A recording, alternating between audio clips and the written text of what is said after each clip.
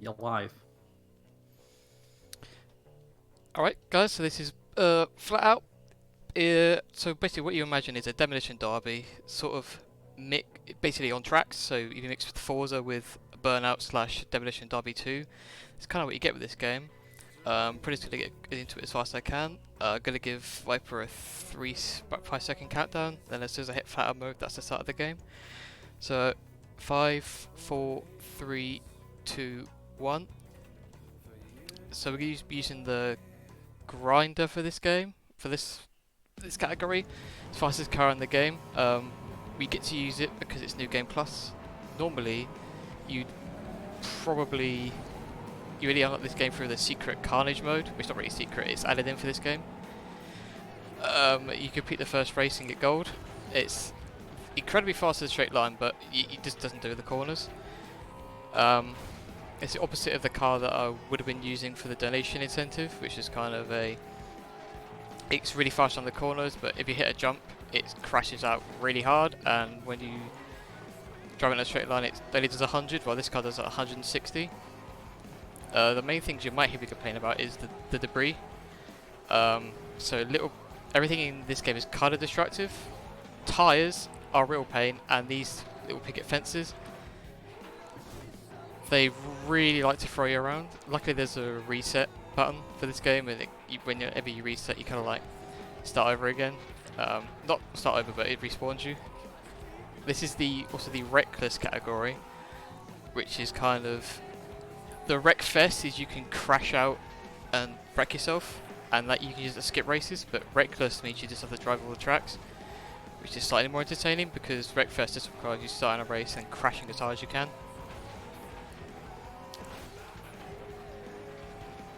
So the most entertaining part of these races will probably be the start, where it's kind of like the cars are everywhere. But apart from that, we tend to pull away. You may find there's moments where it looks like I'm going in a straight line, but I'm not. I'm turning, and this car is just so entirely dreadful that we just end up crashing out. Yeah, it's really painful. Pinegrove 1 is a track we'll see a lot. I believe 4 times. There's three variants of every single track. There's like 6 dirt ones and a few tarmac ones. We'll be seeing a few tarmac ones, but I mainly chose Derby class because there's a lot more off-road. Kind of mixes in with the theme, along with the title, of course.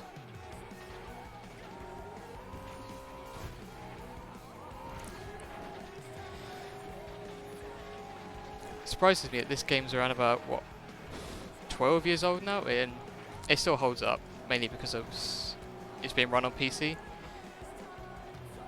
Which means the loading times are a lot faster. For instance, as the second place guy for this game, his driving was pretty good, but because of the loading times, his time was about 20 minutes slower than mine. So he did a 1:45, where I did a 1:24. So it's kind of taking your pick. This game is essentially just a remaster of the second game, but I would say slightly better. Some people would say slightly worse. The cars in the second game are slightly better, but as a comparison to the first FlatOut, I've not played that a lot. The first, all the FlatOuts are good apart from the third one, but I just find the fourth one to be the best one. It's the one that I grew up with as well.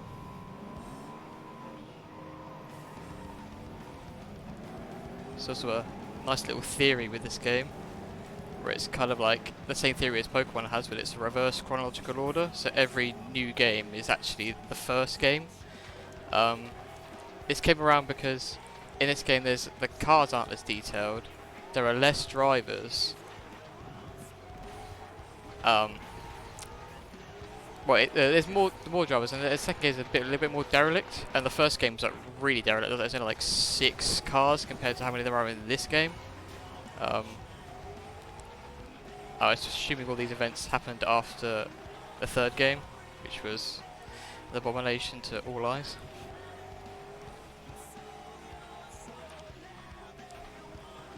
Well, the newest game is FlatOut. I can't remember what the fourth one, which is technically the 5th one, which I've played a bit and is not very good. Not as bad as 3, but it just didn't have the same. Didn't have the new cars, and I think I picked it up for cheap. Played it for about 5 hours, and I was like, yeah, no, I'm done with this, because it's just not even as a game in itself. It's not even that entertaining. The tracks don't have a proper layout. The cars aren't that inventive. You don't unlock a lot of cars at the start either, and the progression is really painful. And I think they added extra classes. I think about to 5 classes, and the game just felt really slow as well until you turn on the nitro, and it felt like your FOV went to about 150. And this car gets thrown around a lot. I'll be crashing into rocks, into trees, into posts, and into everything. Did practice earlier and crash into that plane as well.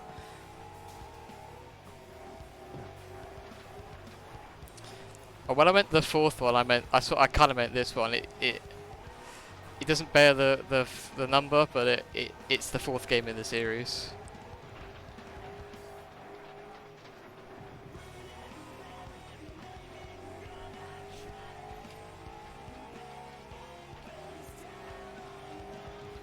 It's definitely worth picking up though. I've currently got the Games to Windows Live kind of like patch through, so I don't have to use it. But it turns out it's actually a lot slower to not use it, because when you go through the menus, there's a cutscene where it says what lead time you're on the leaderboard, and it's faster if it loads the leaderboard.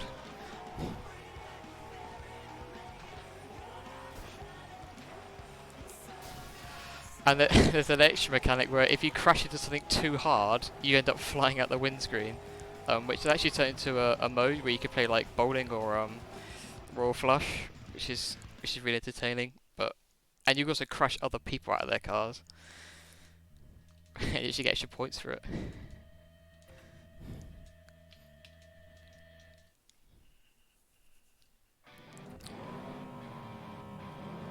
This is one of the only 3 tarmac track, well, 4 tarmac tracks we'll go through.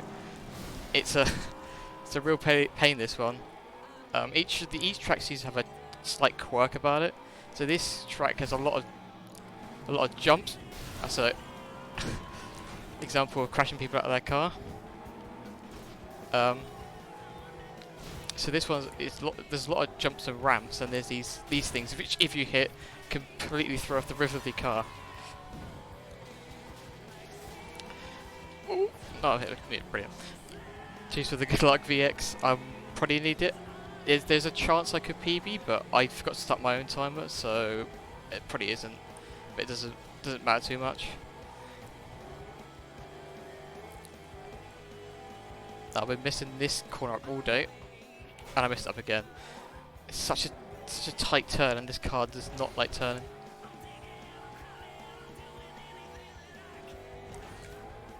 This game sort of relies a bit on wall riding, especially around corners like this. They try to counteract that by putting tyres on the outside of the barriers. But if you clear them in like lap 1, you can then go back and do it on the 2nd lap.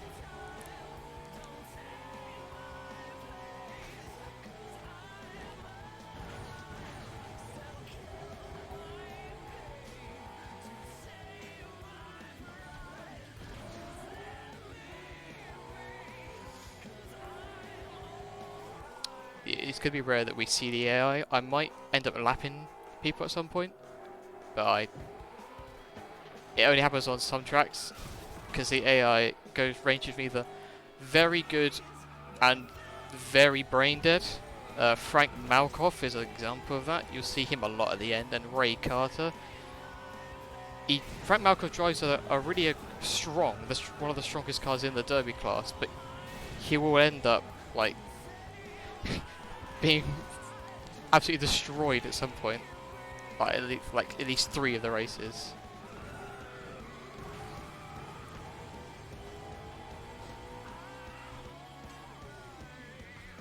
Yeah, speaking of the devil, here he is. So I've decided to go in that person's garage. Yeah, he's decided to crash into a tree, and he's just going to accelerate into it rather than the game, because the game did reset him.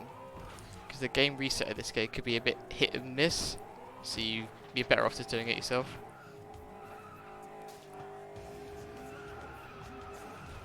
Oh, and yeah, there's an example of the pretty good physics, but when they go wrong, they really go wrong.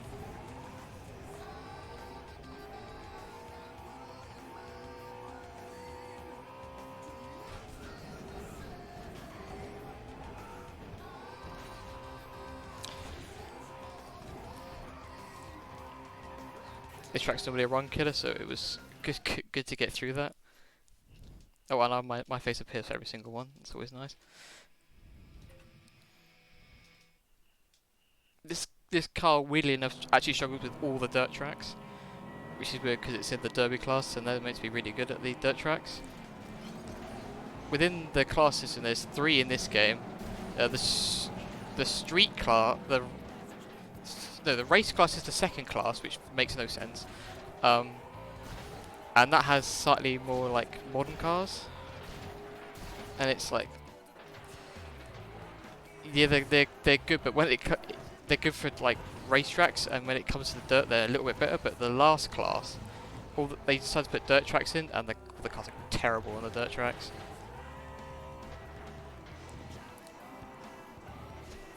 This is one of those games where, if you're a casual player, you enjoy it a lot more than if you're a speedrunner. Like King said, when you don't know much about the game, you just end up crashing around with the physics, and it's quite entertaining. But when you're trying to go as fast as you can, those quirky physics and that actual part of the game, you don't really want to get involved in it. So the fun kind of gets sapped out of it a bit. It ends up becoming a little bit monotonous. So it's fun to like crash a bit at the start, just to, like get me entertainment and get me nitrous as well. Luckily, because this car is fully upgraded, locking over things gives you more nitrous than what it would normally. But at the start, this game is quite painful. Like, the 3 cars you get at the start, only one of them is good overall. The one of them is really, really slow, but it's quite bulky, so you can smash things about. And then the Chili, which is what the donation incentive car was. It's light, it's fast, it has weirdly good strength, but it weighs absolutely nothing. So every time you go over a jump, you get thrown everywhere.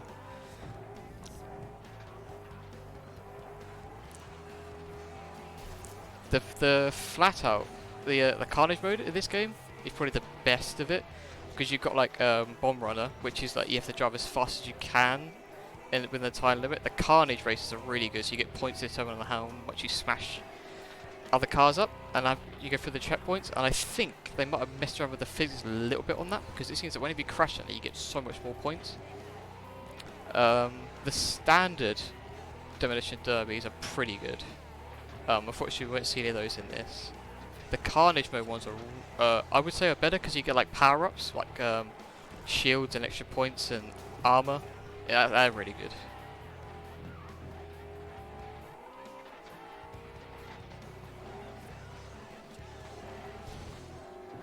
It's also kind of cool that you can unlock extra cars and extra tracks. Like, one thing I don't like about this game, might be because I'm not very good at them, is the like the bowling stuff.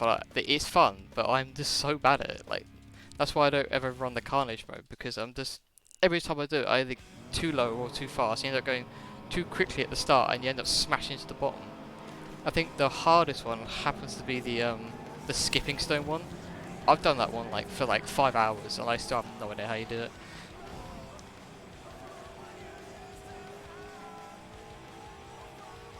It's more entertaining, sort of like the ragdoll. They did a really good job with the ragdoll. Like, the nudge, it makes a really entertaining noise. It's like, woo! And you end up like flying a bit further, and he like gets his arm stuck in the side of the mesh.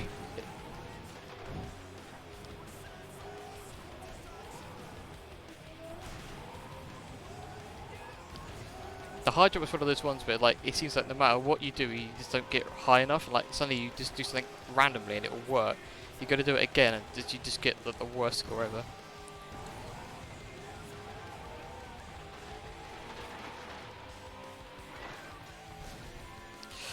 Well, this is interesting.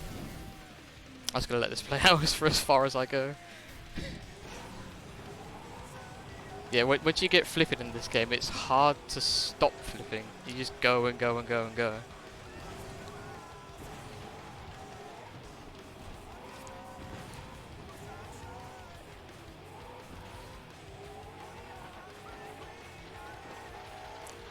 Not spent a lot of time playing Trackmania. I bought all of the games recently, and I only played a couple.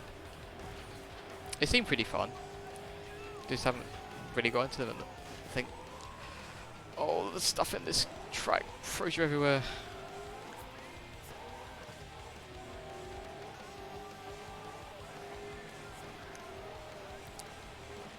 It is possible to fall off of that cliff. I've did it in my in a run once. Just caught the wall too quickly and just flew off the edge.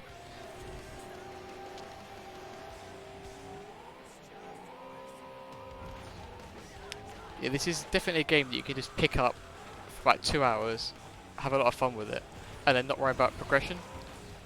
You could like play the like there's some really good extra events. So they consist of like the figure of 8 track, there's a second figure of 8 track, and they're all really good.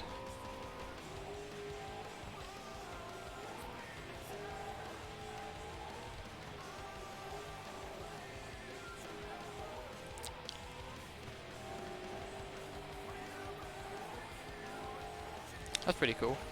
Wait, by VR I'm assuming you don't mean virtual reality? Because I'm assuming that means something else.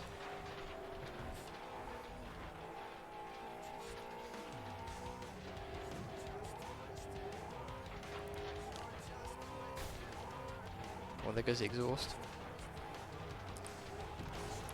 In the demo derby, there's an armor bar, but they somehow removed. For some reason, they removed it in this. The way to determine whether you're getting low on health is not by how much the body kit you've lost, by if one of the wheels start wobbling. That means you're down to, I think, around about 35%. I've never wrecked in a run, but I have got down to. You can start. It gets to a point where you'll have 3 wheels.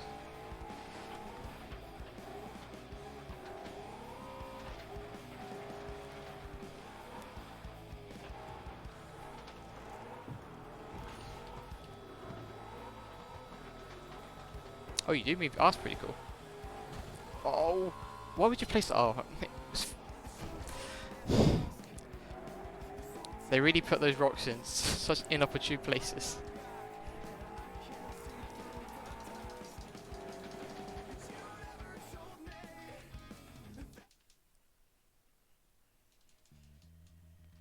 I think I've only tried VR a couple times. I would never go out and buy it just because it's pretty one of those things I play for like 10 minutes, then I put it down, and then I'm like, well, that was a waste of my £400. So if I got it, I'd probably get it through like the PS4 version, because I'm guessing it's gonna be it's cheaper than like the Oculus Rift equivalents. Also, I don't have many games that you can play in VR. Maybe like The Forest or Dirt Rally, but with a controller, I'm assuming you don't get the same immersion.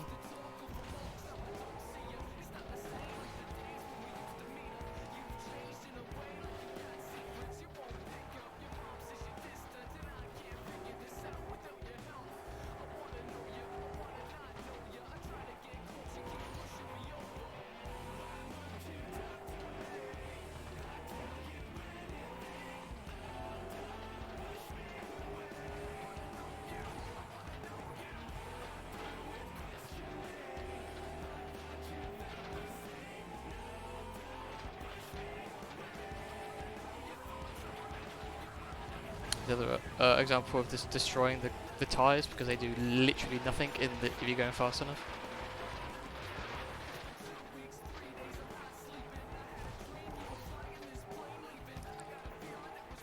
My legs have gone numb, so I might crash at this point, getting off the chair.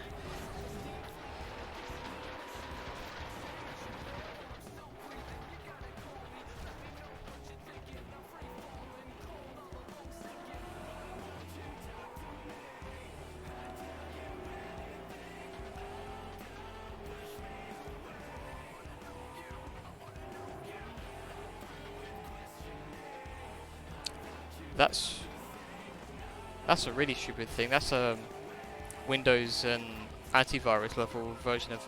You can put it on this one PC, but if you change PC or you change the hard drive because the hard drive dies, what looks like you're going to have to download a new version of the game or buy a new version. They should have like if you lost it, if you put a new PC, it's like half the price, and then it gets lower and lower and lower as it goes. But it's still a really stupid system.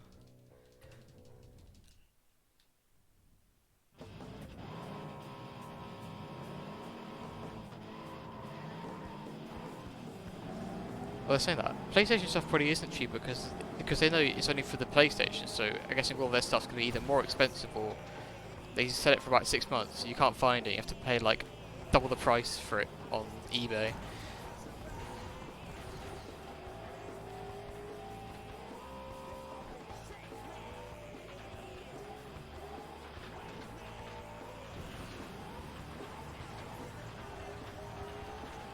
The car actually cooperated with me for that corner, and I've immediately crashed.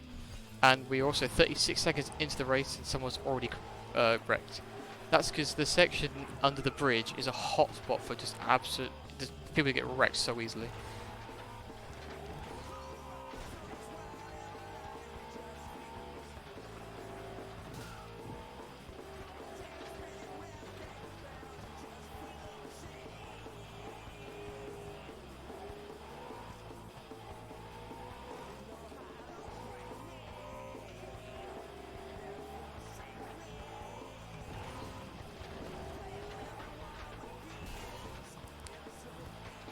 Oh, come on, turn! Why won't you turn? Oh, this car just... The second fastest car is the Bone Shaker, and that actually turns, but it's 10 miles an hour down on the straight line, so the grinder is just faster.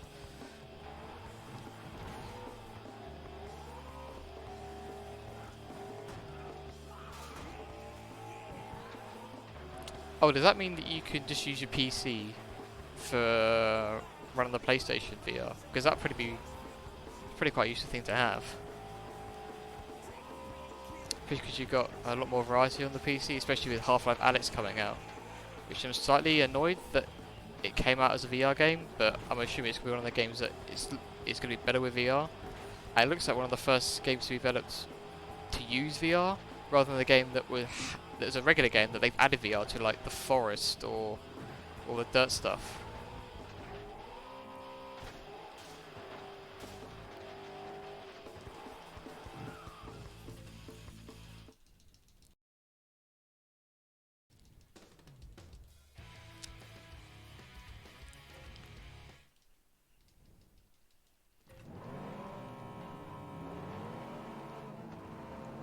So I have just noticed I've done these cups out of order. It doesn't actually matter, just need to make sure I remember to go back to the one that I missed. That's lovely, and yep, sick.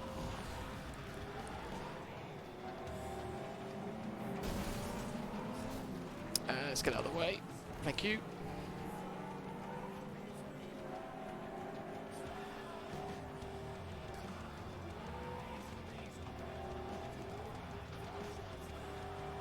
I mean, the extra work's probably worth it, I would say.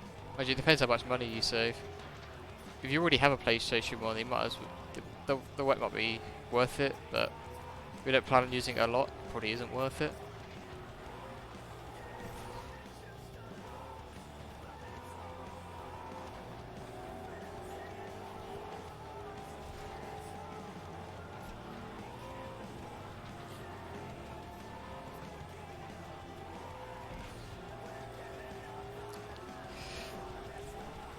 Casually blowing up half of that petrol station.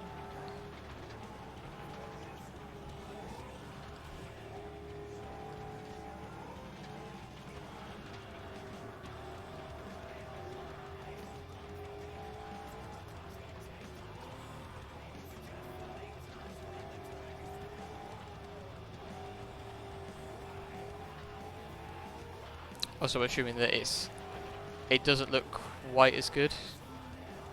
But I don't know. It's something I'm interested in, but not something I'm worth investing in. Just because I know I wouldn't play enough. Like I buy new games, and like I play them for like a couple hours. Then I sometimes come back to them, but most of the time I don't. There's a lot of games I have like that. I go back to like cycling through the like 4 different games, and then sometimes I'll add a new one. Like this is one I had a new one recently. Even though I have nearly 100 hours on Steam, just on PC alone. I can't remember why I decided to run this now. It was a couple months ago that I was like, you know, I'm going to start running this because I know it a lot. There's not a lot of particularly difficult tricks. It's just like your bog standard, you drive as fast as you can, type of deal.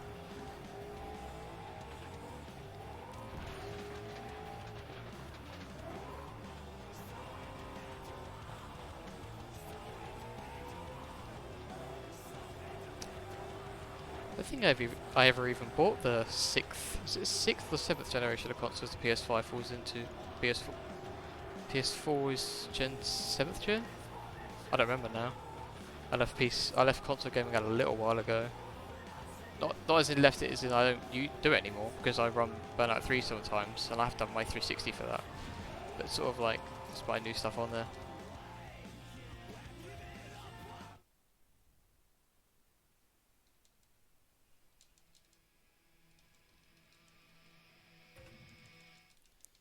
That's point actually, I'll wear glasses. When I did VR last time I was a little bit blind because I have to wear glasses. You can't wear your headset with the glasses. So it's kind of like, yeah, this is fun, but it's not quite as crisp. But it's kind of giving me a migraine for not wearing my glasses.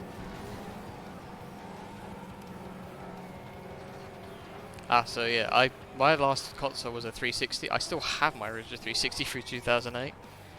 It only tuned on my discs, which was Forza Horizon, which I was quite annoyed about, but I got a new version of it recently, so not too bad. It was my fault. I got annoyed, I hit the desk, the whole desk vibrated, the console fell over and made the most horrible churning noise of my life. I took the disc out and the console was fine, and there was those horrible rings around the disc.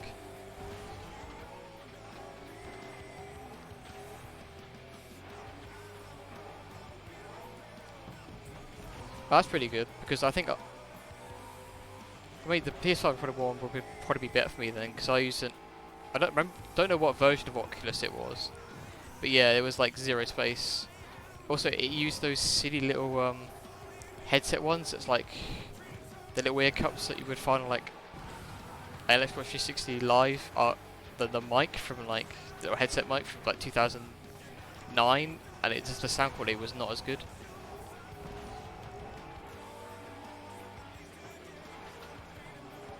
Never had the red ring of death though, and I've used my console so much. Only reason I change it is because it makes every time you run a disc, it makes that horrible and the fan starts spinning up. So it's like you can hear it from downstairs vibrating my desk.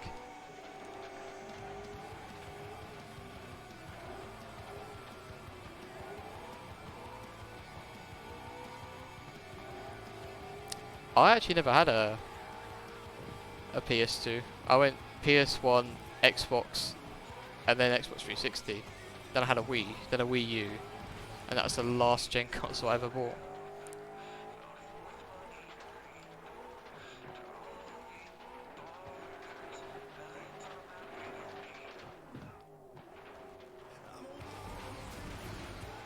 I just remember like being 9 years old, sitting on the living room floor, just in front of the TV, playing this. Like it's one of those. It's like sometimes you have nostalgia for a game, you go back, you play it, and you're like, well, that game's actually terrible. I have a few games about that. Mainly the PS1 Italian Job, which is a good game, kind of. The cutscenes are very funny because the quality of the models is terrible. So the walking animations are funny, but the difficulty is horrendous, especially if you play it with input lag as well on emulator. It's almost impossible.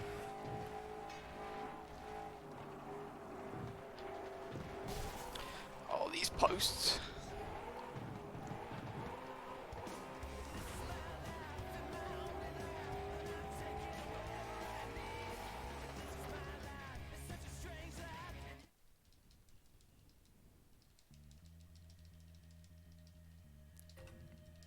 If I was going to get a VR head, the Oculus Quest was another one I looked at because I don't actually have a lot of space in my room. So not having to set up the area might be good, because I can't use my Wii because I haven't got enough room. Like when I did use my Wii for that small moment in time recently.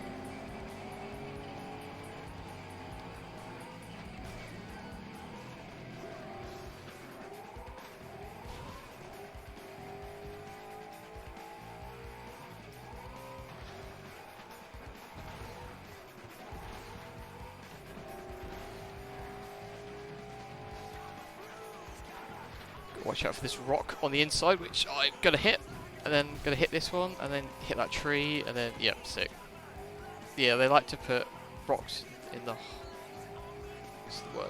the worst places.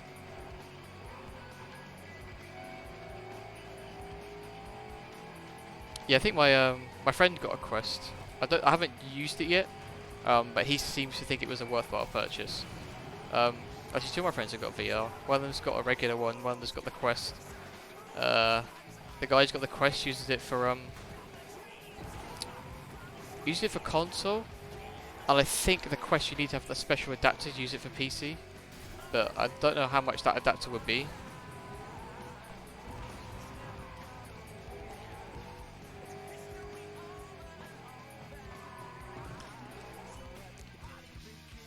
The first time I used VR, I was at work, and I put my hands out, and I legitimately said, I can't see my hands. Like, I was going to be able to see my hands. Because there's no way I was going to be able to see my hands.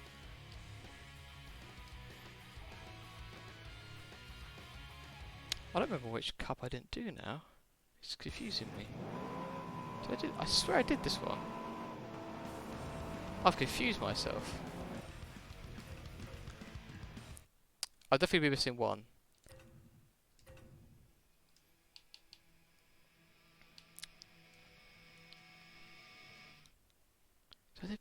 I did Bay Area.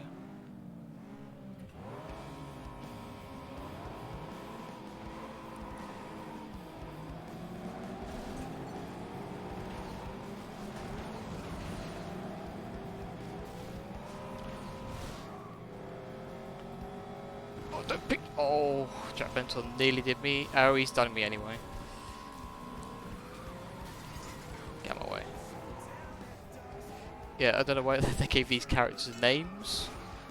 You can't unlock the liveries of their distinct cars, which is annoying. They could have had like a little face-off system, but that's pretty quite required effort. I believe there's a mod to do it, but I didn't. I was thinking about doing it, but I thought, wouldn't really add anything.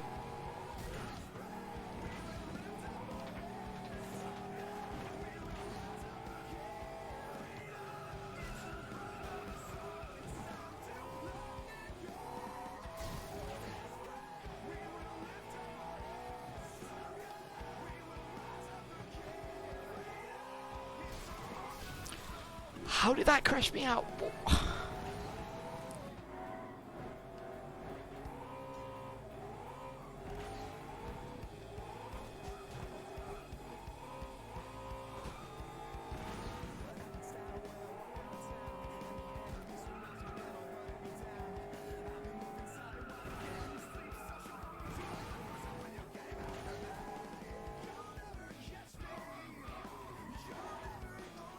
Come on. Go, go, go.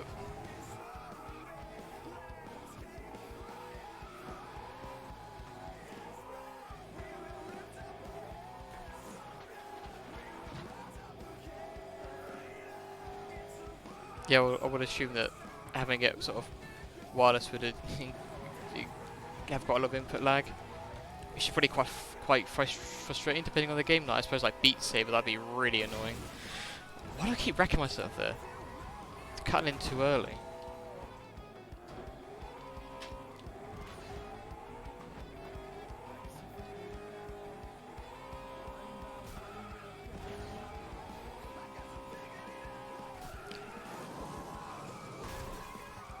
Well, that was certainly interesting.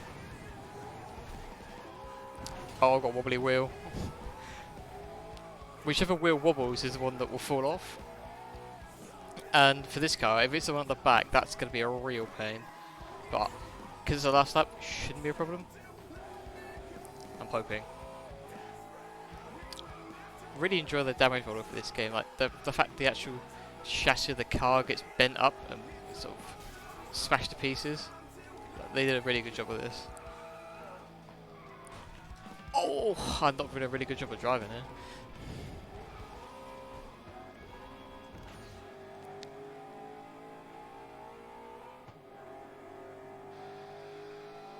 I believe this car is based on the 1979 Pontiac Trans Am. The one with the emblem on the front. I'm not sure what year it is. I think it's 79. Don't remember.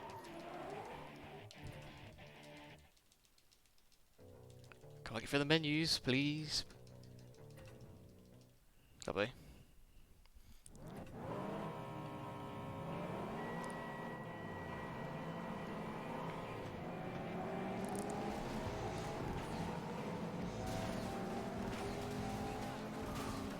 It's gonna, for good measure, just smash Sophia Martinez out of the way.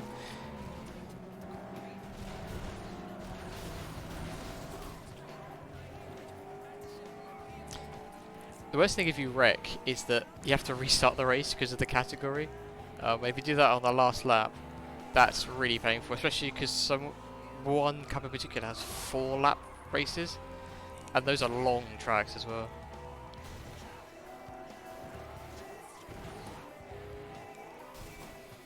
Yeah, I think it's the Trezor with the manufactured colours black and gold, the trim. Yeah, I think it's that one.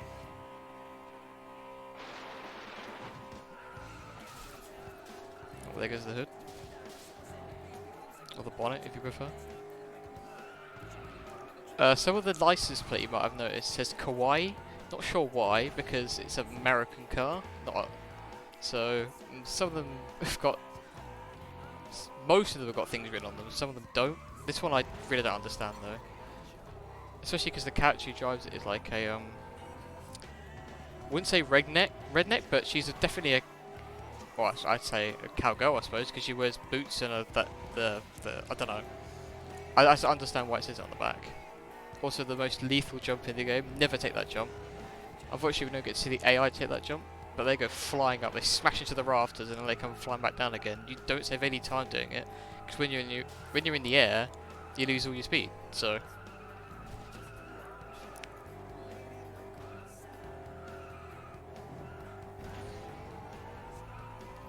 This was ahead of the beam actually, because it was 2008. I don't know when that started coming out, doesn't mean to be fair, so... In fact, it was ahead of its time.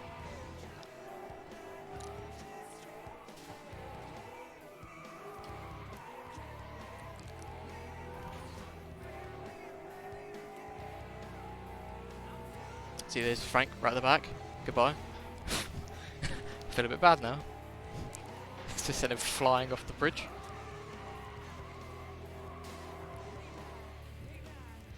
Unfortunately, there's no sort of free roam in this game. No, a couple of tracks will let you do free roam, but this one wasn't one of them. Yeah, the radiator fan does spin around, and the driver's hands move, but the steering wheel doesn't. Yeah, there's a lot of cool colour things in this game, where like you can see the fairly detailed model of the engine. So we see the radiator fan spinning around. It's one of those small touches.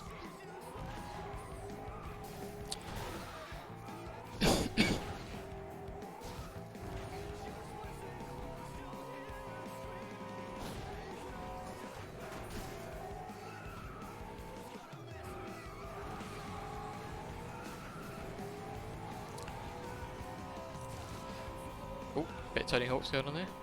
Don't know how that worked, but I'll take it.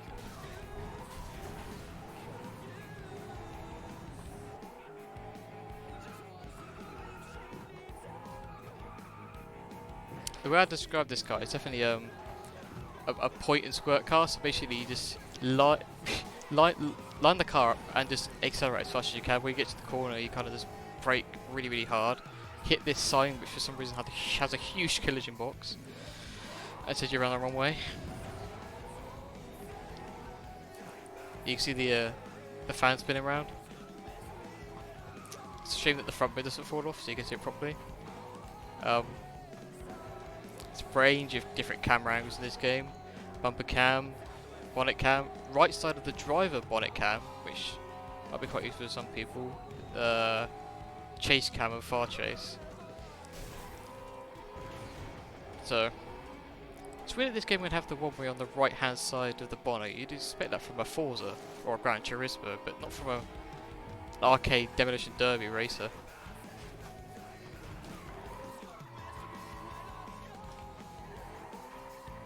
In with the taxis.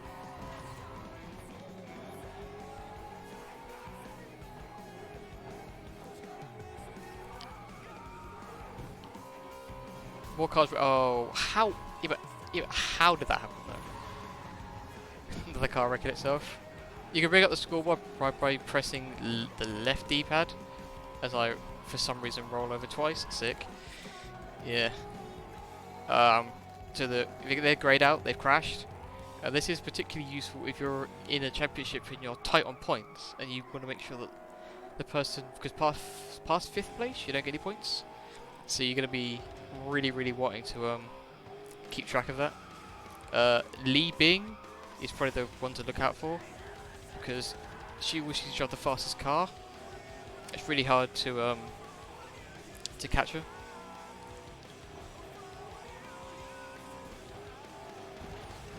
Yeah, I can see. Yeah, it does have a sort of burnout Paradise feel, where it's kind of I would say the handling was very unrealistic, but you could tell it's an arcade, but you wouldn't say the handling was bad. Like, Burnout seemed to have that weird mix between arcade and kind of simi-racing. The difference with this is it's on set tracks, which I personally prefer, because like Burnout Paradise didn't have quick travel, but which is only annoying when you do the mountain races. But I suppose I think these games both came out at the same time, actually, if I remember right, both 2008.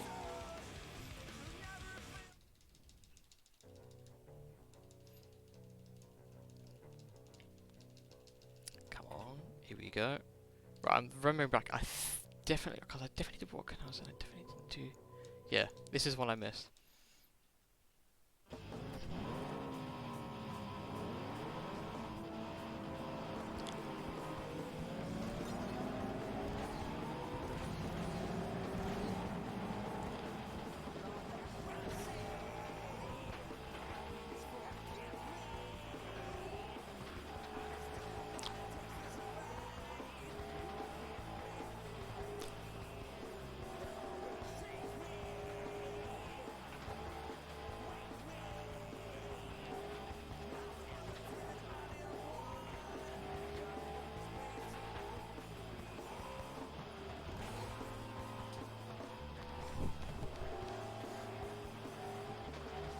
That first corner down there by where the first corner, the one where you come down the straight and you smash into the side of the lorry to keep the sort of corner speed up. If you drive the Blaster XL, you can get smashed into the side of that, so you can get pinned, so you can't move, and it like really crushes your car down.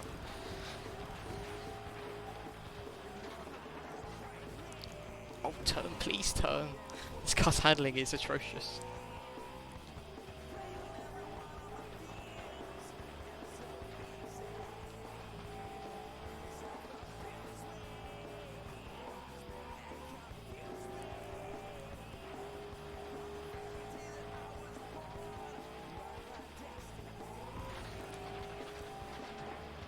See if I can get a gun up into this corner. Nice. You really want to bounce off the tyres. If you get caught on the logs, there's like a small amount of visible walls, but you can use a little bit of clip. They didn't do the clip brushing very well in this game. You can get caught on a lot of walls. They're not as flat as what you would think they are. It's because then you're flying out in different directions.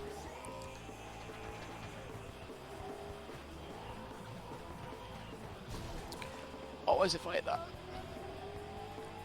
Going from not turning enough to turning too much. Just can't get a break.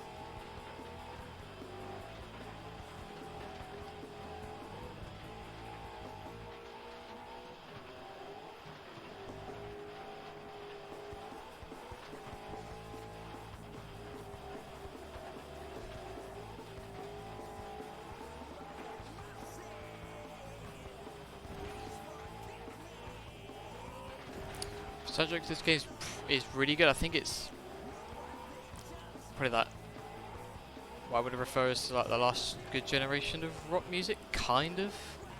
But it also depends on what you prefer. The second game had arguably better music, sort of sharing some of Burnout 3's music with Yellow Card's Breathing and a bit of Wolf Mother's. That one song that gets used in all the TikToks now, I can't remember what it's called now.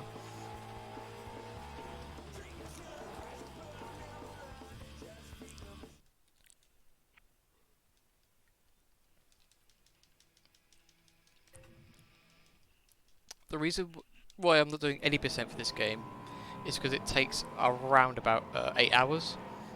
So the reason why the 80% is longer because it has these things called the finals. If you complete every single Derby Cup, you end up in the Derby finals, and the same with the street and the race. Once you complete all those, you enter into the final. There's 4 sets of cups, and that's the reason why. Because the optimal route for this game would be get the cheapest car in the game, do the first 2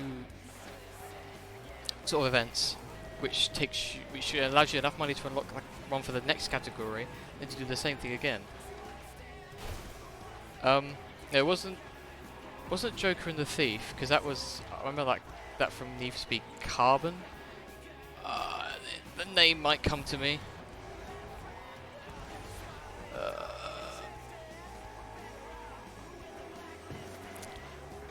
Wow, my mind has gone completely blank.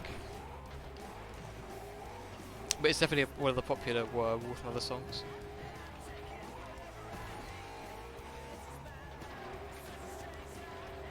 But this game does suffer from not having enough soundtrack, which is common with a lot of racing games I've played, like Underground 1 and Underground 2. Like in Underground 2, where you've heard Spider Bait's Black Betty about 1,500 times within like the first hour of the game. Yeah, this song game only has about 20 tracks for about, I'd say, roughly 25 hours of gameplay. So you're going to hear a lot of the same tracks over and over and over again.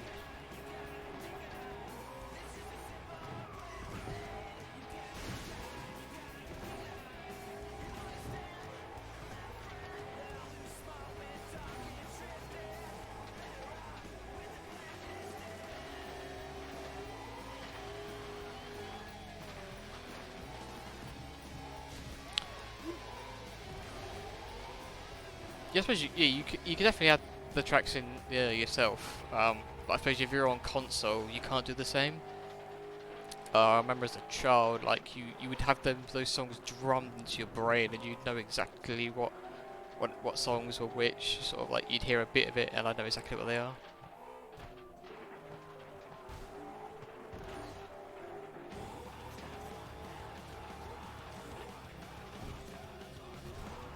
Yeah, it's just a bit more effort. I think they should have just thought a bit more into like. I think the game producers should do this like as a thing. That's like see how long your game takes, and then just get enough sort of songs to last out. Because otherwise you're just gonna be stuck with like, yes, I love listening to Ditch Kitty 50 times. Got any more songs, you know? And like the randomizer, there seems like I have had it in this game with 2 songs in a row, which is pretty annoying. But it doesn't do the same thing that Underground does, where it has like different music for different menus. I mean, it does a bit, but there's only like 3 different songs, so you know when you're in the menu because you hear those one songs. I believe it's They Don't Care and 2 others. It's a bit of a pet peeve, but it probably doesn't matter in the long run. But it's just something that they should have really looked out for.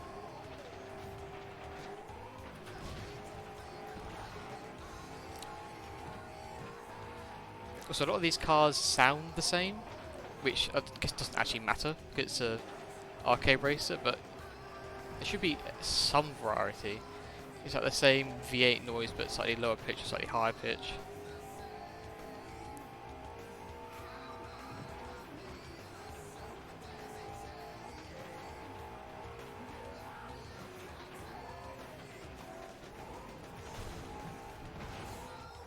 Yeah,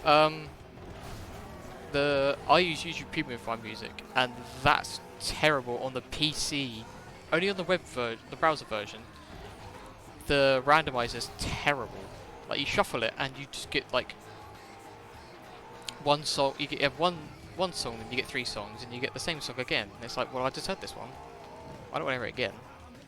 It's like it picks 3 songs and just cycles through them constantly. It's like if you got, I have 200 songs this playlist, and I'm only hearing 5 over and over again.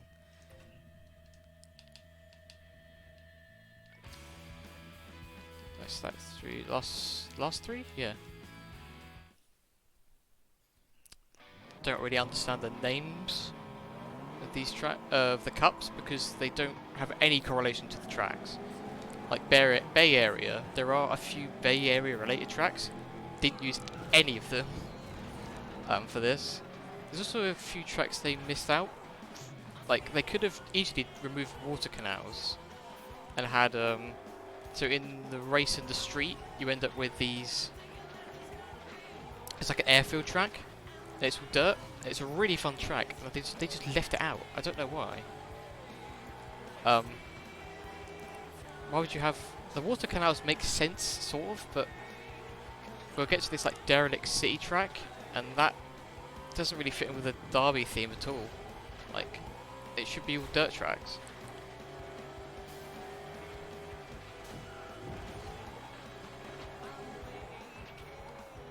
But I think overall, it's a really good game to pick up. You probably find it cheap, even on the Xbox side. The only bad thing about it on the Xbox is because of the long loading times, but it's not long. It's like 15 seconds compared to like 3 seconds. I don't know if it's on the Market Store, but I definitely think it's on Steam, or if it's not, it'd be on like G2A. It's not as rare as a Driver San Francisco or a Dirt 2, but like it's like impossible to find those games for PC now. I'm glad I got Driver San Francisco when I did, but I'm annoyed I didn't get Dirt 2, because getting a CD version is like 15 quid on Amazon, which is a lot for a game that's about the same age as this now, actually.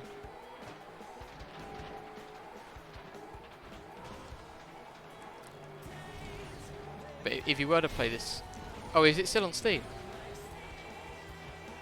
Yeah. I think I picked this up in the sale for like £3. I don't think it's a lot on its own. Because the people who made FlatOut, the latest FlatOut, it wasn't Bugbear. I forget who they gave the licenses to, because Bugbear were working on Wreckfest, which I have, and I haven't paid a lot of it actually, because they put it up to such an unbelievably outrageous price. I got it on sale, but when it was like £40, it's like, this is a bit much. Like, it's an indie game and you're charging a full AAA price for it. And the game, at that point, the game wasn't even fleshed out properly. I don't think it still even is fleshed out properly.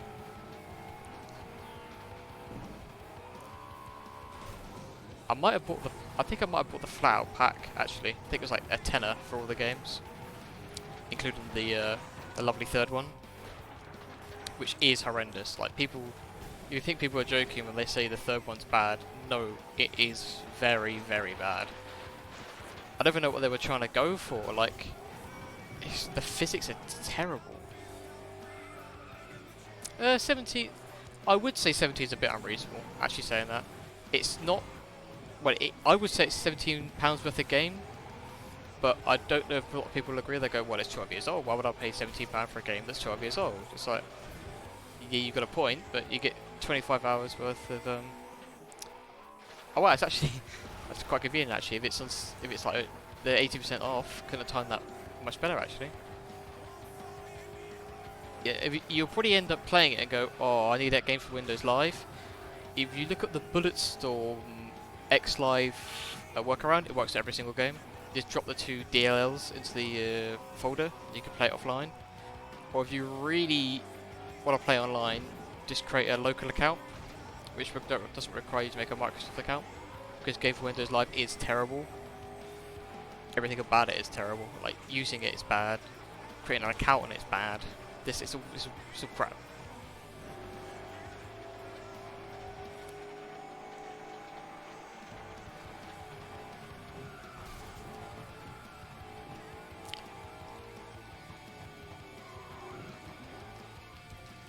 Yeah, there's a few games that I've played that suffers from using that. Fuel, Dirt 2 has it. Yeah, I think that's it. And Dirt 3 as well. But luckily they came up with the better PC version where it gives you all the DLC as well. It's kind of isn't shut. If it kind of isn't. There is a new version somehow. Don't ask me how, but there is for the Windows 10. So they're guessing they're still updating the launcher, but I don't think you can buy anything through the marketplace anymore.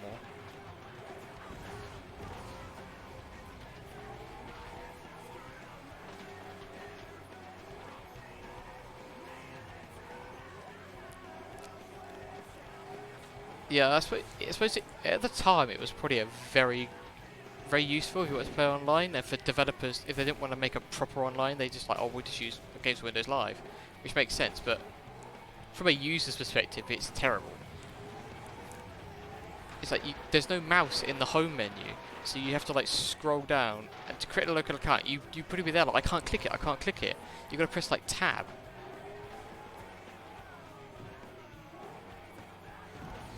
Oh, was it really 5 years ago? I suppose they did shut it down.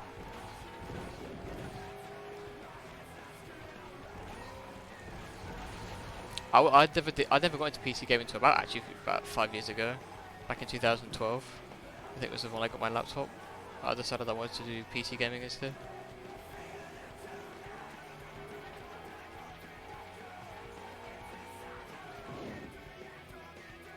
Actually, the Windows Store can be the Microsoft Store can be just as temperamental. Especially when downloading games, if you're like not on the screen, it errors out. So you have to constantly be tabbed into the Microsoft Store. And especially when I download like Forza 7, which is like 100 gigabytes, it takes like 8 hours, and you've got to constantly be tabbed into the store.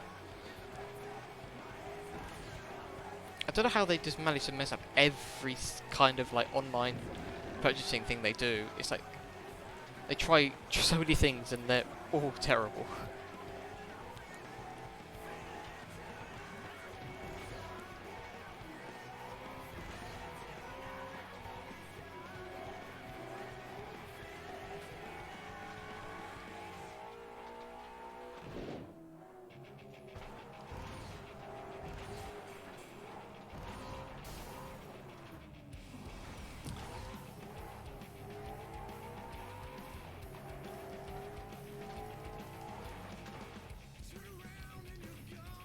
Ooh, 6 years ago, that's a long time ago.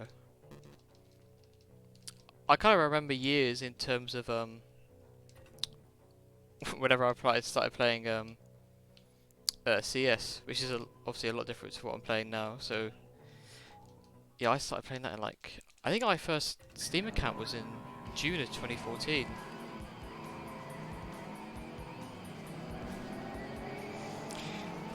Yeah, luckily I never had a PlayStation, any Sony accounts for them to be like, yeah, sorry, you want all these people's data? Yeah, sure, why not? I'm having a recent problem with my Ubisoft account where people are somehow successfully guessing my password like 3 times a day, and I'm like, well, they're like, is this you? And I'm like, no, and they're like, well, the best we could do is to tell you to reset your password. Here's a password reset link. Oh dear, it's expired. So you're like, you just left there like, well, what can I do then? If you don't let me reset my password. I think Origin's really bad for hackers as well. I have a really long, complicated password that I don't even remember for Origin, because of how much people can get into it. Someone once tried to buy Battlefield 5 for 3,000 rupees through my card, even though my card details weren't on there. And like, I kept getting this weird Russian friend adding me, but it turns out that was a person who was accessing my account. They friended themselves. I was like, what is going on? I only tend to keep my credit card information on things that have 2-step authenticator. I'd rather just put my own thing in. I'd rather take the time to redo putting it in. It's a pain, but I'd rather that than they take all my money.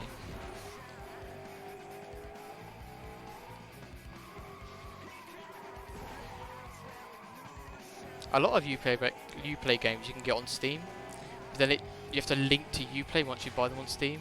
So it makes me think, well, why don't you just sell them directly on Uplay?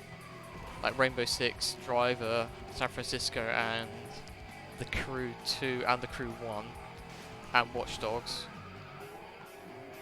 which are all, which of that list, 2 of them are good. The Crew was pretty terrible for what it was.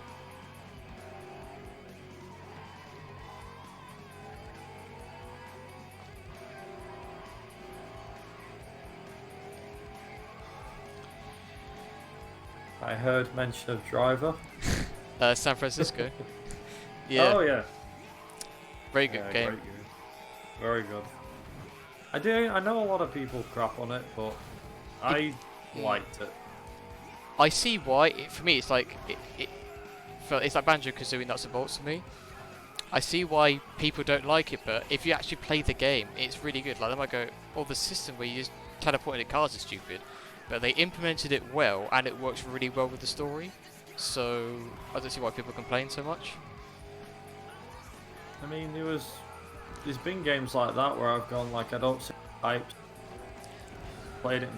Hey, that's pretty good. I mean, Driver is one of them games, I think. Yeah, I'm guilty of this too, where someone goes to me, "That game's bad," and I go, "Is it? I think that game's bad." And then I play it and go, "Actually, that game's not bad. Why do you hate this game?" It's normally for like petty reasons. Well, in terms of games, funnily enough, games that not a lot of people have got through. They had, what was it? Driver, the first one. A lot of people didn't get past the interview thing at the start of the game, so nobody actually played the missions in the game and enjoy the game for what it was. Then again, it did have one of the toughest tutorial stages ever. Oh yeah. Took me about 5 years to get past it. I luckily never played. I say luckily, I never had to endure that as a kid. What I did have to endure was the last 3 levels of the Simpsons Hit and Run. Yeah, I remember not fond memories of those. Alien Autopsy. Funnily enough, speaking of Simpsons Hit and Run, the one thing I definitely remember about that game, and it's the earliest memory I've got, which is, oh god, it's basically when it came out, it was ranked as 7+, and I was only 6. And my mum was like, "Are you sure I should be getting you the game?" And I was like, "Yes." So it looks like Simpsons mixed with Grand Theft Auto, which essentially that's what it was. Yeah. But Mum's like, "You sure I should get you this?" And I'll be. It's like, "Which way you driving, you dumbass?" And Mum's like, "Shouldn't be playing this game. You're only 10." Yeah. So some of the stuff they do say in it is like, well, what? It's like when Bart goes, "Ow, my ovaries." It's like, is that 7+? It's like that's also definitely the wrong gender. The best, it's like, "Oh, my skull, my beautiful skull." Some of the stuff that Apu says as well is a bit non-PC as well. Well, they cut. It's funny because there's an let's say edited version, but whenever I play it, there's a line that's said by Apu, and apparently it gets in the later version of the game. It's cut. He doesn't say it. Yeah. It's banned. But in every version I've played, he says it. I think it's for the US versions they removed it, because I've got the European version and I still hear it. Yeah. But they left in another line which refers to something else as well. It's like, you can't remove one thing and leave something else in as well. It's like all them things. I did find it funny though whenever Homer used to say, what was it now? Oh yeah, 2, 4, 6, 8, you suck, I trade, da da da da, you are the one I hate. Or the SMRT thing. I am so smart, I am so smart, SMRT, I mean SMART. Marge's zombie arms as well. Oh. Road, rage, building.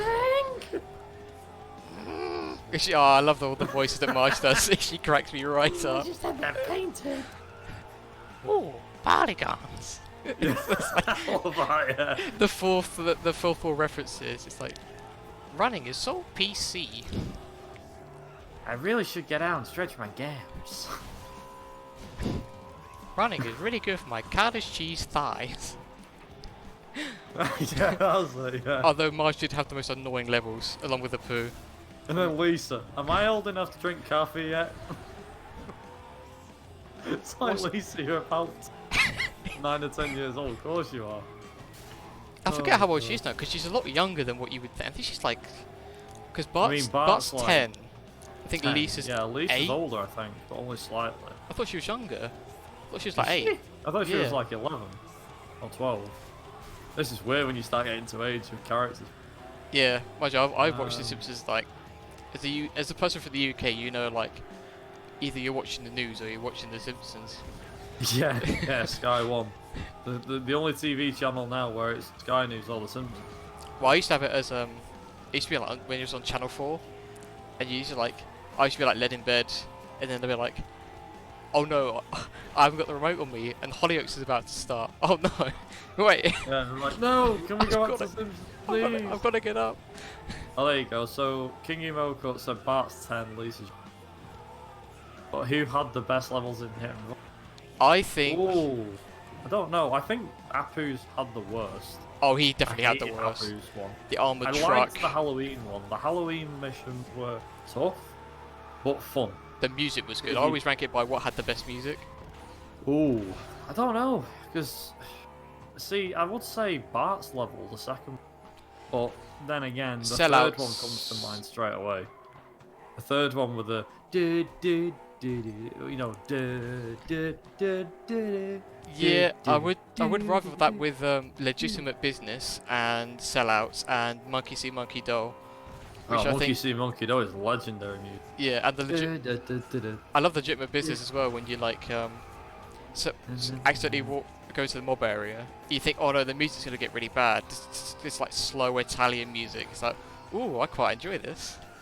Well, the other one, there was one piece of music that it was only in Bart's and Apu's level, and it's called "Wrong Side of the Tracks." Is that It's Legitimate music Business? you get when you go near, where you go near the car wash? Yeah. Where you get the rap milk. That's called Legitimate Business in the soundtrack version. Ah, right. I'm gonna say I've got "Wrong Side of the Tracks." It's like do. Yeah, that one. Yeah. Yeah, that's it. That was my favourite.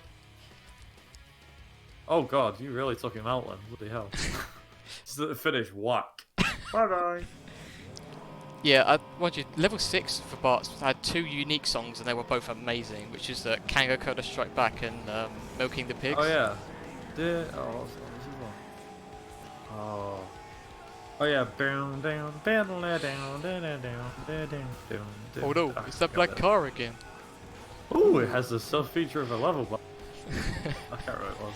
Well, it says Has the difficulty of a level boss, but Oh, the power plant! I'm bored of this level. oh, the thing is that it's like they knew that at that point the guys, everyone playing is like, are we really back here again? Have you really brought me back to this power plant? I know you spent a lot of time putting the alien ship into the power plant, but just let me go round. You put the music in for the Stonecutters tunnel. Just put me back through there. Oh man, the best thing as well was like, it was what was it? They had the mission where you had to climb up the wreckage. Oh, I messed that up to so get much.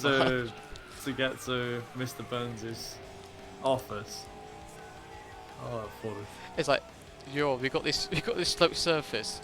Let's make it incredibly slippery, so whenever you touch it, you're flying back down to the start, and you hate your life. Yeah, you're like, ah, why? And it wasn't even like you could just restart, because if you restart, you had to go back to the start. So you were forced to climb up the wreckage. And if you're like 7, you look, and the camera does not help you in whatsoever. I think that it has to be the worst free roam camera I think I've ever used. Especially when getting like the level 1 the carbon rod, where you had to go across the fans. Oh, like, ugh.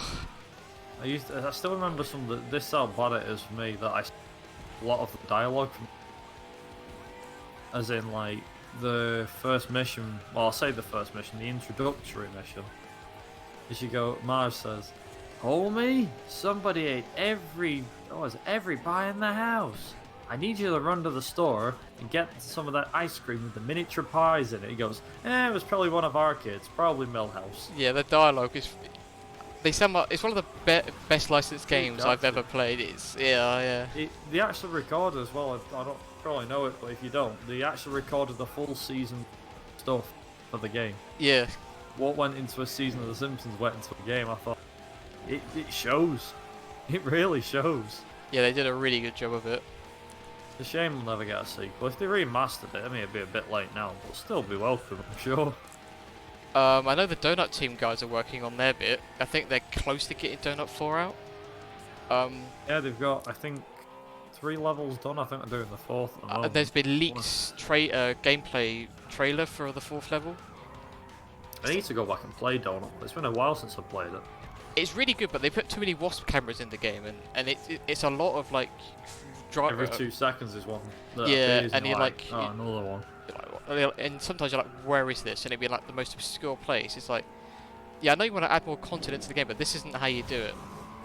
I mean, exploring the map and stuff like that, I guess it's one way of getting you to explore bits in the map you hadn't before.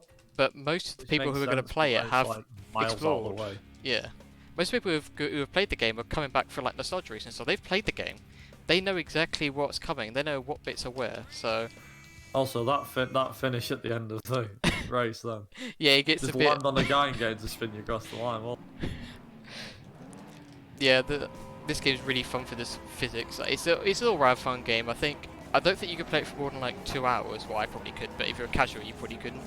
Like, I say, if you're casually playing through it, just because it gets you a bit too monotonous.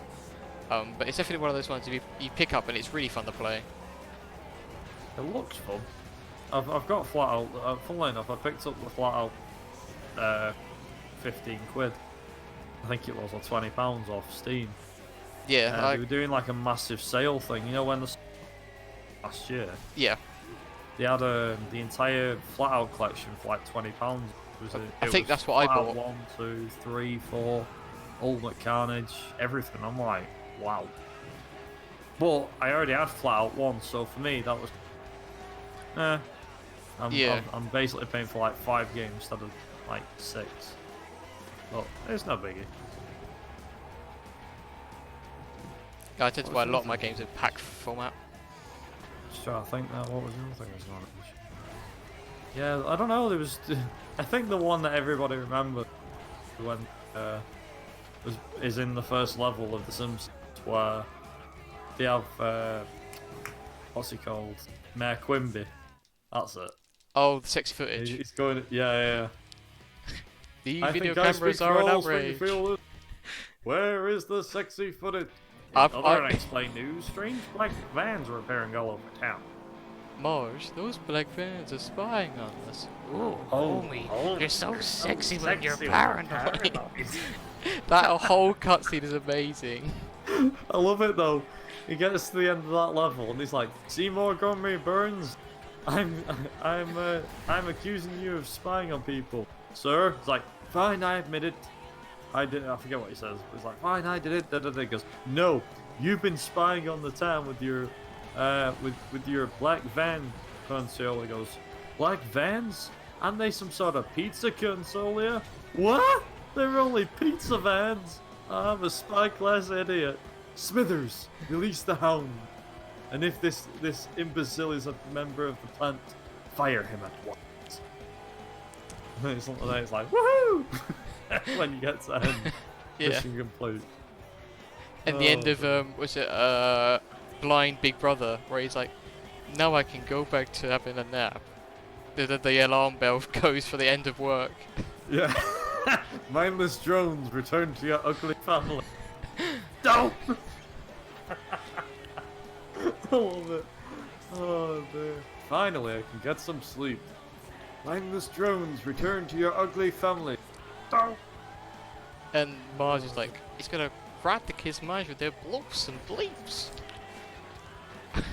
There's also another one as well. What's the other cutscene? It's an unskippable. Oh, crop circles. Crop circles, that's it. Like, maybe these will jog your memory. Whoa! For the last freaking time, tell me about the crop circles. There I was surrounded by Tojo and his Nazi henchmen, when one of them, a raccoon to be exact, hits me with a banjo. Now I never reasoned with a raccoon, let alone a Nazi one, so Grandpa, what does this have to do with the crop circles? Another thing, where was I? Right, crop circle! Okay. It was so long ago that I'll have to describe it in sepia tone. Oh, God. Well, the thing I remember about it was a cosmic sort of thing. Kind of shaped like a planet with an old-fashioned radar antenna coming off it. Planet with an antenna? That sounds awfully familiar. I think it was at the Quickie Mart. That's it! It was on a bottle of pop. Maybe that'll jog Bart's memory. What I get is that whole game is supposed to happen in about a week. Everything's supposed to be about a day, but it's like... So, everything... So, Homer's is in the morning, then Bart's is like mid-morning, then Lisa's is in the evening because you got the sunset, then it's Marge at night, then it's Apu at night, then it's Bart in the day? It's like... Evening, I think. Is it evening? It must be. It's like the time, it doesn't quite work out. I don't know why. Yeah, because day 6 is evening going on night, and then day 7 is night again. Yeah, where it gets to like the Halloween. Uh-huh. It's annoying that they got the same levels over and over again, but they did. At least they changed it up a bit. Like the Halloween level was really good. The first level got used 3 times over. Yeah. The second level gets used twice over, and the third level gets used twice over. But I think isn't it the largest mapped out version of Springfield, or is that the Simpsons game? Did that beat it? The Simpsons game was literally you could just walk Springfield. Yeah, there was nothing stopping you. It was like, well, if you played like the PSP version or the DS version, yeah, I had the DS version. Obviously split them up into levels. But if you played the Wii version, oh, sorry, not the Wii version, that was also a level. The 360 version and the PC version, I think, if there was one, they let you just wander around Springfield like it's nothing. I know that game got a bad rap. Mind you, I only played the DS version, which was actually pretty good as a platform. It was EA. I think that's the only reason why. Oh, well, I say that the story wasn't as interesting. I liked it, but yeah, it's like it reminded me a bit of Road Rage because Road Rage wasn't a great game, to be honest. Yeah, Road Rage was okay. I always liked the PS2 or Xbox version. Hit and Run borrowed a ton of assets from that game, though, like the Kanginera, the family sedan, Woody's tractor. Yeah, it was supposed to be. It was actually supposed to be. What's it called? It was actually supposed to be a sequel to Road Rage, and then it got changed. The best thing was like some of the things that they were doing. So when they were developing the game, there's actually like. It's online somewhere. There's a Did You Know for it. Yeah. Yeah. Did You Know Gaming when they said, like when they put it to Matt Cronin or whatever it's called. All he did was kick Marge from the house to the Quickie Mart because he wanted to test out the kicking mechanics. Yeah. And they really enjoyed doing it, so they kept it. The best thing is there's still that little trick. So where if you want to get unlimited time in whatever it is, police mode or hit and run mode, or you just go to Wiggum's backyard and just kick Ralph over. Yeah, he's just... And the cops can never get you. They might wreck your car, but they can never get you. Some of the quips that Ralph comes out with as well. Yeah. Oh dear. I forget what some of the stuff he says. But... Oh, other than Stranger Danger. Oh, that's when you open the bunker in the back of the Flanders' house.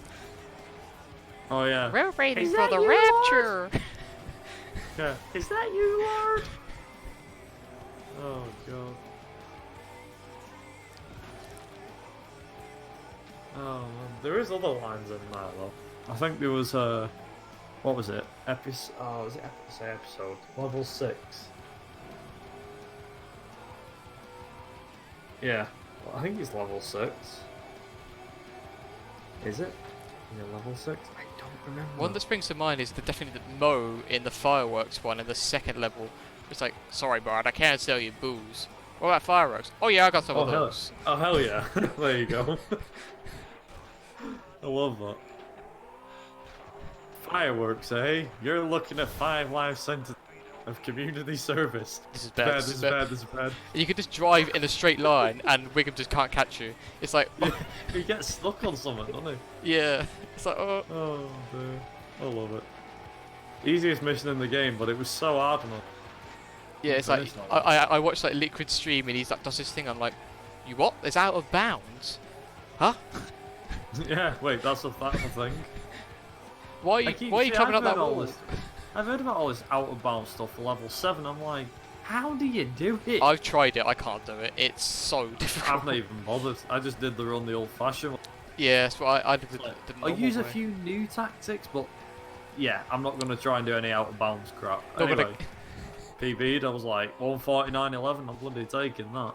That's a PB and a half. I don't know what my time was last time I did it. I ran it for a little bit. I think 1:55 was the fastest I ever did. Was you on console? I was on PC, but I did a run on Twitch at one point. There's one clip on my stream where I go up to hit the Krusty limo in the Globex car, and I go spinning round and round and round, and the limo freaks out, and it still somehow catches me. Still somehow goes dink. Got you. At least, like, there's so many fun moments out of Simpsons and Rock. I can't deny. It's one of those games I'm super glad that I played it as a kid. It was just one of them games that was well out there. Everybody and the mums was probably playing it when it came out. Everyone was like, I gotta play the Simpsons. Because everyone's like, it's bad because it's like GTA but Simpsons, so it's a rip-off, so it's bad. But then people play it and they're like, wait, no, it's something completely different. This is his own thing. This is fun. Yeah, everyone thinks, oh, hang on a minute, because it's the Simpsons and GTA mixed together. Everyone goes, it's good. When you play it for yourself, though, you go, hey, this is actually pretty damn good. I mean, I wouldn't do that. I wouldn't say that now because it has aged, but it's still not bad. I personally, I loved it when I was a kid, and I still love it now. It benefited from the cartoon art style, which made it. When games go a bit cartoony, they don't tend to age too badly. Plus, the modding scenes boosted it a lot. Yes, yeah, definitely. I mean, without modding, let's be honest, that game would probably be dead. Yeah. It looks like it's the morning in Australia. Everybody's just waking up. Yeah, morning, fellow Australians. I say fellow Australians, I'm not Australian myself, but morning. Firefox is Australian, I believe. I'm glad he got up for his Dirt 3 run. Yep, and he's coming up right after this. We've got 2 runs actually by Firefox, so you get a double whammy. Nice. Dirt 3 is my 3rd favourite of the games. I believe it's his main favourite. The second one only just pips it. The first one is really good, but the second one, it's the interior that does it for the second one for me. Also, I always found it more. See, I played Dirt 2 more than 1 for a long time until I played Dirt 1 and put the time in. Like, so with Dirt 2, I don't know how many hours I put into that. I really enjoyed it too. Really enjoyed it. Then Dirt 1 came around, I picked up Dirt 1 after and didn't enjoy it as much, but it's probably because of the fact I played Dirt 1 first. 2 first, sorry. And then decided to do Dirt 1 afterwards. Dirt 3 came out and I really enjoyed it. I actually think I put the most hours into Dirt 3. Oh yeah, I think I did as well. I finished Dirt 2 100%, but Dirt 3 took a while to finish 100%. Then again, I hated the Land Rush races with the buggies and stuff. They were terrible. The stadium trucks was worse, but not bad. Not bad. I mean, I think, well, Dirt 2 had trophy truck race, and they took ages. Yeah, I don't think I completed Dirt 3. That's mainly because I just moved on to other games before. Actually, not from a loss of I even played all the what do you call it? I even played all the what's it called? All the DLC and everything. Yeah, I never got the DLC, so I played it on the PC. The best thing about Dirt 2 was the last cutscene where they did the tribute to McRae at the end. Yeah, it was pretty good. Enjoyed that quite a lot. Yeah, it would have been nice if like someone did like it would be impossible to do the Dirt. It would be the last run to be the Dirt 2 like 100%. Then just get the cutscene to end off like the run, the the marathon would have been nice, but the 100% takes so long. It just wouldn't be worth. You'd be doing it like the only run would be just be Dirt 2. Yeah, it's oh god, that was a nice jump. No, just catching up with that jump you did. Oh, Yeah. Yeah, I do agree. Like the Dirt 2 video could have been put towards the end of the game, like you said, getting 100%. But at the same time, the fact that they had that McRae challenge, that was really fun. all the people that were in it. So obviously they give you the escort. Spoilers for those that don't know, but they give you the Mark II escort that McRae used to drive. Yeah. And you go up against some of his friends and family. Because that was the first game Jimmy to and come Alistair. out. Yeah, because it was Jimmy and Alistair McRae that were in it. Phil Collins, I don't know if it's Phil Collins, the musician, or somebody else, but Phil Collins was in it. A load of guys from the US, so Ken Block and all joined in. Yeah. Coming up I don't think it happened in real life, but there was something that wasn't that far off, which was in Collins' memory. I could be wrong though. Just they never cut up to time after this is the last lap. So once I cross, that should be time. It's not actually too far from. Actually, it's fairly far out from PB, mainly because I got confused as to where I was. Right, that should be time. Good up. Just gotta wait till you cross the line on my end first. This is kind of a soft body physics game. I would kind of call it that. There we go. Oh god. It'd be nice if I'd actually enabled hotkey. There we go. Nice. Well, it was a 1:26:30, I'd say. That's not too bad. Split late. I did split late, so it says 1:26:36, but it's a 1:26:30 really. Yeah, my PB is 1:24:10, which is not bad. Not too far off. Still underestimate, which is pretty good. Yeah, if it was the Chile, we'd still be going for another 15 minutes. Nice. Very nice. Well, on that note, just before we do head off and move on to the next run, I'm going to move things along a bit sharpish, but before I do, have you got any final words at all? Not particularly, just want to thank you for getting me on the stream, and obviously thank you for everybody at BSG for having us out. Obviously everyone knows someone or have been affected by cancer, so it's obviously nice when people come together and raise money for the cause. Yep. Nice that it's on a note as well. I mean, touch wood. I've not had anybody infected, but been affected by cancer in some way. But it is, of course, heartbreaking when you find out, regardless of it. Yeah. And it's never easy, of course, for anybody to go through that. And of course, as I've mentioned during several of the runs today, that we are raising money for the Dutch Cancer Society.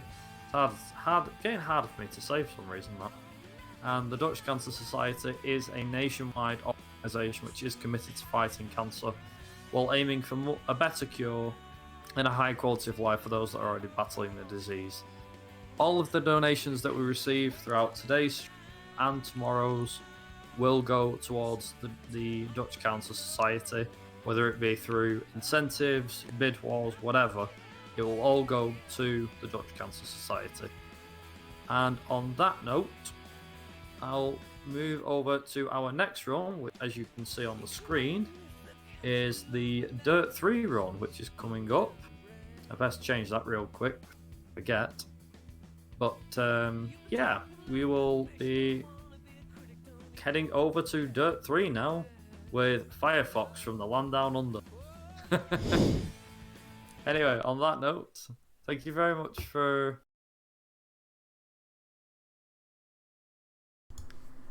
Like I said, my bad. Yeah, we will be doing another run. We'll get another run going very, very shortly.